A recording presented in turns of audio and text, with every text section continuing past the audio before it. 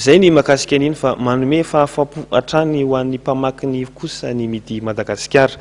Isy araka izany pejy manokana ho an'ny fialamboly ao anatin'ity gazety ity izay ivoaka isaky ny alarobia manomboka ny fahavalo ny volana aprily ho avy izao. Hiditra kosa isika eo amin'ny tontolon'ny finoana manomboka eto. Toy ny fanaony isan-taona dia misy indray ny konferensa fitoriana teny sy fampianarana soratra masina sy vavaka karakaray ny fiangonana pentekotista mitambatra ka eny amin'ny Toby Ambohitsoro Ambohidratrimo ny 7 hatramin'ny 12 aprily ho avy izao no hanaovana izany. Fanazavana misy kokoa ary entin'ny presbytera Randriamiadana Jules. Ny konferensa ataon'ny fiangonana pentekotista mitambatra eny amin'ny Toby Ambohitsoro Ambohidratrimo dia atao fitoriana ny filazantsara lehibe ho an'ny olona tsiraray avy. Izany disy ny fampianarana ny soratra masina.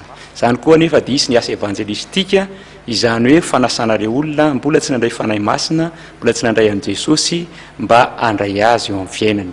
Ka isaky ny hariva amin'ny 5 izay manomboka ny alarobia, ny alakamisy, ny zoma, ny sabotsy ary ny alahady maraina manomboka amin'ny 7 isy mihitsy zany vavaka lehibe atao an'ny olona rehetra tsiraray avy zany. Ny loha hevitra amin'ity taona ity dia miara-mandeha miasa hampandroso ny fanjakan'i Jesosy Kristy. Amin'ity dia tena fararanona misionera mihitsika, zany hoe vahiny avy any Amerika, isy 12 mianaka amenada eo izy ireo no tonga ary manana fanomezam-pahasoavana ento manasitrana sasany amin'izy ireo tahaka an'ilay misionera ray avy any Espagne, ary zay dia isy vavaka manokana mihitsy tompoko ho an'ny marary ho an'ny fanasitranana izany. Ny olona rehetra dia asaina mpanajana mpifaliana mpitiavana mba ho tonga hanatrika izany konferensa lehibe izany satria tsy dinidinika natao tompoko fa azoantsika fahasoavana, fiadanana, fifaliana avy amin'ny fanahy masina.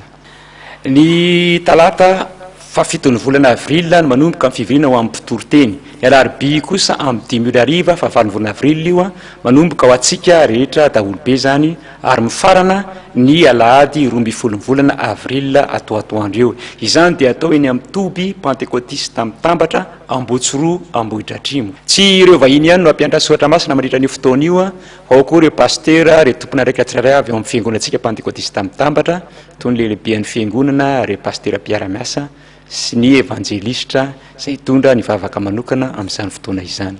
Tsy miankina amin'ny lohahevitra daholo akory fa io lohahevitra napetraka ihany fa araka ny fahatsapan'ny mpitoroteny amin'ny alàna fanahy masina eo dia malalaka tsara izy amin'izay tondra tarihan'ny fanahy masina azy.